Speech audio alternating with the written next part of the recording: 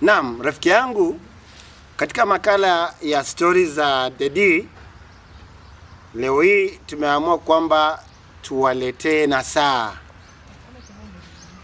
Na nasaha ya leo inawahusu viongozi wetu, rafiki zetu na sisi sote tu.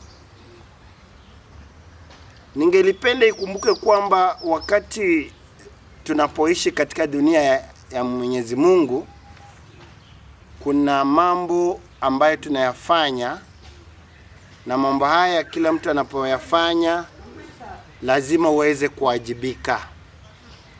Tuseme kwa mfano, umepewa uongozi katika idara fulani.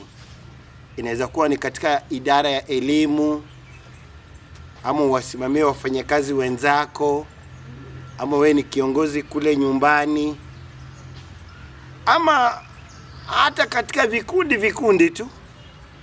Na saa yetu inawalenga wale ambao wakati mwingine usahau kwamba wanapopewa nafasi ya kuwaongoza wengine waongoze vizuri.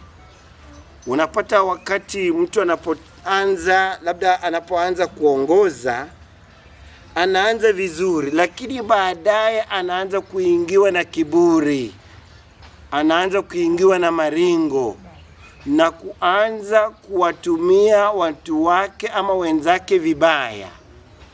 Labda kama kuna hela anaanza kusivuja, kama ni sijui nini, wakati mwingi tutampata ako na maringo. Kwa hivyo nasaha yetu inawalenga wale ambao ni viongozi. Na ikiwa wewe pia ni kiongozi na uwe na wadogo wako, hakikisha kwamba wanafanya kulingana na vile ungelipenda, ili wanapoingiwa na maringo, wanapoingiwa na madharau, hapana. Manake yale madharau ambayo unawafanyia wenzako, siku moja yatakuweka wapi? Taabani. Manake utaanza kuzoea, na kama ilivyo kawaida nimewaambia mara si moja kwamba mazoea yana tabu. Kuwa kiongozi wa kuongoza vizuri, na unapotoka wenzako waweze kukukumbuka.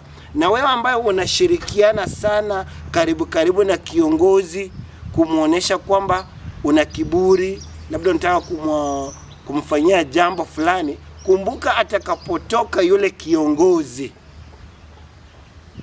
na wewe pia utaenda, manake aliyekando angukiwi na mti.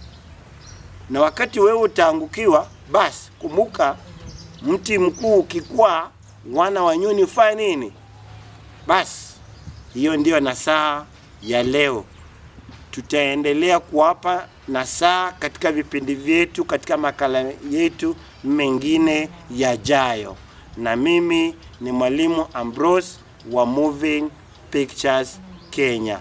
Asanteni na mbarikiwe.